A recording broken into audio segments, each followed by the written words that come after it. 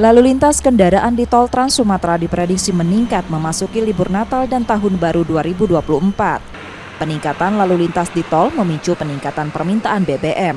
Mengantisipasi hal itu, Pertamina Patraniaga Sumbaksel telah menyiagakan 11 SPBU reguler di sepanjang jalur tol Trans Sumatera dari Bakahuni hingga Palembang. Selain itu juga menyiapkan SPBU modular berupa Pertashop di 7 titik rest area yang tidak tersedia SPBU. SPBU modular bersifat temporer yang akan disiagakan selama arus libur Nataru.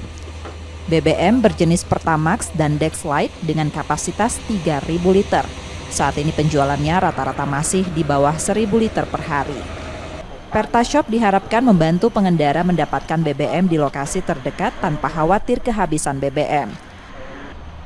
Kita sudah menambahkan titik-titik layanan. Titik layanan itu berupa SPBU modular yang kita tempatkan di daerah-daerah atau di rest area yang belum ada SPBU-nya. Nah, total kita ada 7 lokasi di 14 titik.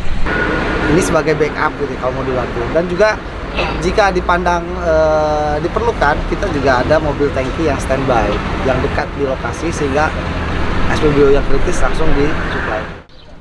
Peningkatan permintaan BBM di tol Trans Sumatera sudah mulai terlihat seiring arus libur Natal. Namun pengendara masih bisa mendapatkan BBM dengan mudah tanpa harus mengantri. Kalau di hari-hari besar memang ya agak padat sih, karena memang kendaraan itu lalu juga padat. Cuman dari segi BBM kayaknya masih aman. Iya, masih lancar. Pertamina juga memastikan ketahanan stok BBM agar tetap tersedia dengan sistem digital. Mengantisipasi antrian panjang kendaraan, Pertamina mengarahkan pembelian BBM di SPBU yang relatif lengang dan luas.